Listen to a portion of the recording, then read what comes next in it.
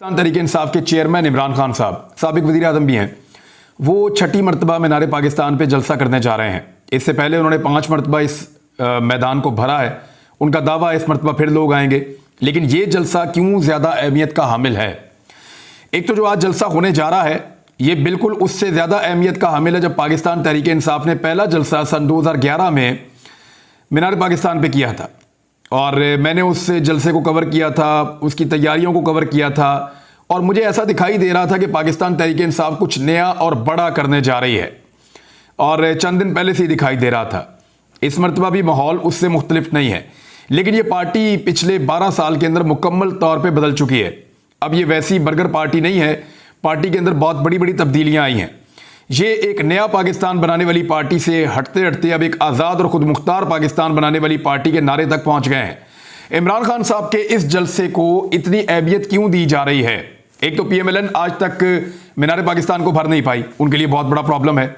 वो नहीं चाहते कि इमरान खान साहब इसको बार बार भरें और एक पैगाम दें। लेकिन आज इमरान खान को जितनी पाकिस्तान के लोगों की ज़रूरत है, इस जलसे को भरने की ज़रूरत है, इससे पहले इमरान खान को इतनी ज़्यादा ज़रूरत कभी नहीं थी। वो मैं साबित कर देता हूं कि यह जलसा क्यों ज्यादा इंपॉर्टेंट है और लोगों को बड़ी तादाद में इस जलसे में शामिल क्यों होना चाहिए या लोग किस वजह से इस जलसे के अंदर बड़ी तादाद में जा रहे हैं। नंबर 1 यह है कि यह मामला कोई सियासत या हुकूमत का नहीं है। देखिए, मैं आपसे बात कर रहा हूं तो मेरा तो किसी हुकूमत से कभी कोई ताल्लुक रहा नहीं और जब तक मैं सहाफत कर रहा हूं तब तक मैं बाकी सहाफ़ियों की तरह किसी हुकूमती ओहदे का तलबगार भी नहीं हूं और ना मैंने कभी ऐसा करना है। लेकिन फिर भी मैं आपको यह कह रहा हूं कि यह मामला है क्या? मामला है पाकिस्तान में सिविलियन सुपरमेसी का। मामला यह है कि पाकिस्तान के आम शहरी भी पाकिस्तान के उतने ही वफादार हैं जितना कुछ खास लोगों को समझा जाता है। मामला है पाकिस्तान के फैसले बंद कमरों के अंदर होंगे या पाकिस्तान के फैसले पाकिस्तान के शहरी करेंगे। यह एक बड़ा आम मामला है, यानी अवाम के वोट से फैसला होगा या बंद कमरे के अंदर बैठ के खामोशी के साथ जो फैसला किया जाएगा वही इस कौम के ऊपर मुसल्लत होगा। यह जलसा इसके लिए बहुत इंपॉर्टेंट है। क्या हमारी आने वाली नस्लें भी आज की तरह इसी तरह अदम तहफ़्फ़ुज़ का शिकार रहेंगी जैसे हम लोग अदम तहफ़्फ़ुज़ का शिकार हैं? हम जो बोलते हैं, हम जो लिखते हैं, हम ये सोच कर बोलते हैं और लिखते हैं कि इसके नताइज हमें भुगतना पड़ेंगे कि अगर ये बातें, हमारे अल्फाज, हमारा लिखा हुआ, हमारी तहरीर अगर ताकतवर लोगों को पसंद ना आई तो हमें उसके नताइज भुगतने पड़ेंगे। मिसाल के तौर पे हमें गद्दार और बागी डिक्लेयर कर दिया जाएगा, हमें गिरफ्तार कर लिया जाएगा, हमें कैद रखा जाएगा, हम पर तशद्दुद होगा, नंगा करेंगे, करंट लगाएंगे और शहर शहर घुमाएंगे, तमाशा लगाएंगे। यानी ये इस खौफ के साथ हम बोलते हैं, लिखते हैं। क्या हमारी आने वाली नस्लें भी इसी खौफ के साथ बात किया करेंगी? ये फैसला आज के जलसे में बहुत इंपॉर्टेंट है। ये एक शुरुआत हो सकती है। मैं आपको ये नहीं कह रहा कि आज सारी चीजों का फैसला हो जाएगा, लेकिन ये जलसा इस फैसले के लिए बहुत इंपॉर्टेंट है।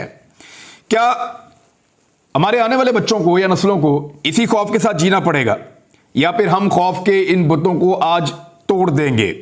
गुलामी की जिंदगी सिसक सिसक कर आपने गुजारनी है या फिर आपने खुलकर जीना है?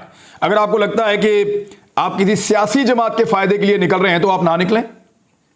लेकिन अगर आपको यह लगता है कि आप पाकिस्तान के लिए निकल रहे हैं तो फिर आपका घर बैठना नहीं बनता।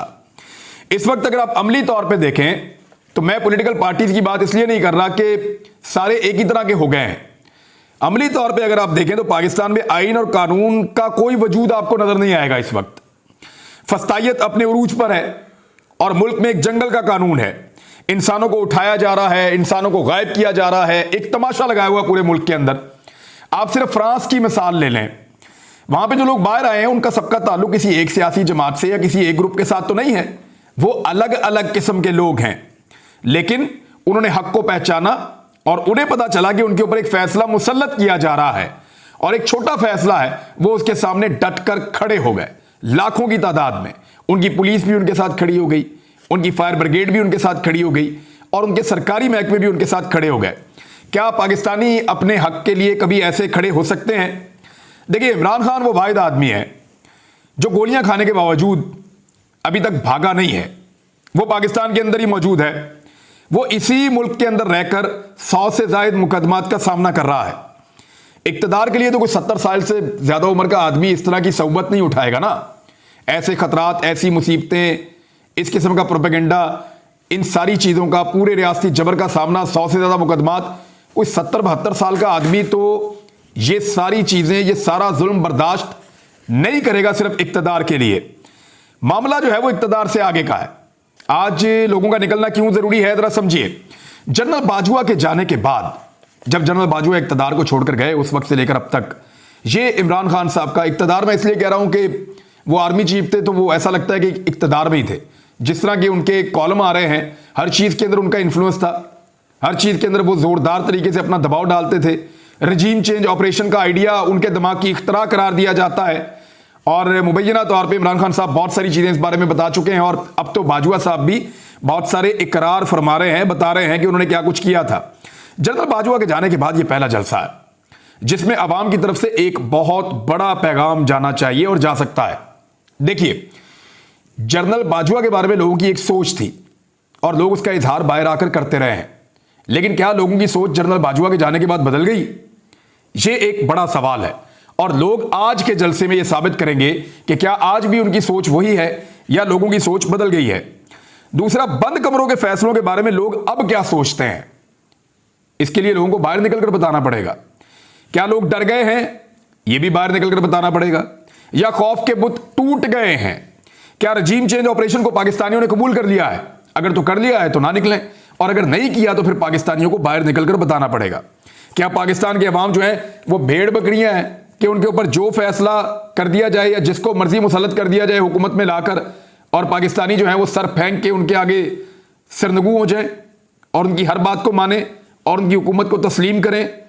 तो ऐसा मेरा तो दिल नहीं मानता, लेकिन पाकिस्तानी क्या करते हैं, आज का जलसा इसका फैसला करेगा। इस जलसे में पाकिस्तान की एस्टेब्लिशमेंट और पाकिस्तान की अदलिया के लिए भी बहुत बड़ा पैगाम है और यह सबसे इंपॉर्टेंट है।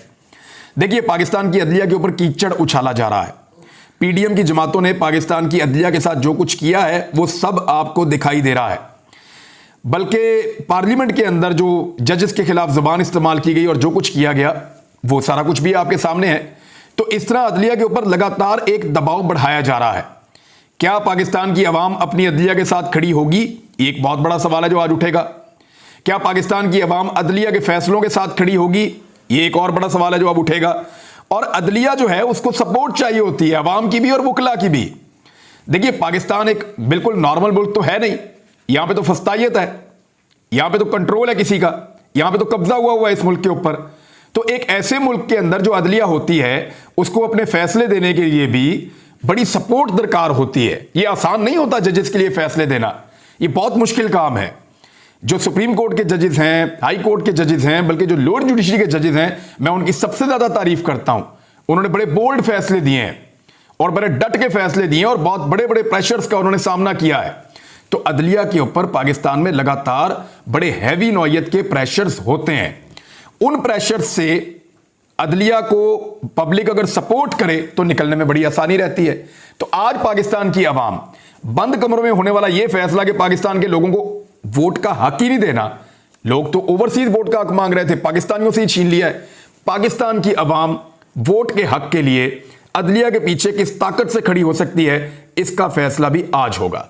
लिहाजा मुझे लगता है कि पाकिस्तान तहरीक इंसाफ को या पाकिस्तान के आम शहरियों को इस जलसे के अंदर अगर वो भरपूर शिरकत करते हैं तो वो गेम को पलट सकते हैं या पलटने का आगाज कर सकते हैं। मैं नाजरीन क्योंकि उम्रे पर अभी चला गया हूं और मैं वहां से दुआ करूंगा पाकिस्तान के लिए, पाकिस्तान की खैर के लिए, लेकिन हमारे बहुत सारे दोस्त हैं, वो सारे पाकिस्तान की खातिर उनका ये मानना है कि उसको शामिल होना चाहिए इस चीज के अंदर। और मुझे तो बहुत सारे पीएमएलएन के दोस्तों ने कहा है कि ये ज्यादती हो रही है, ये फस्तायत है और इस पे हम एक मुख्तलिफ सोच रखते हैं।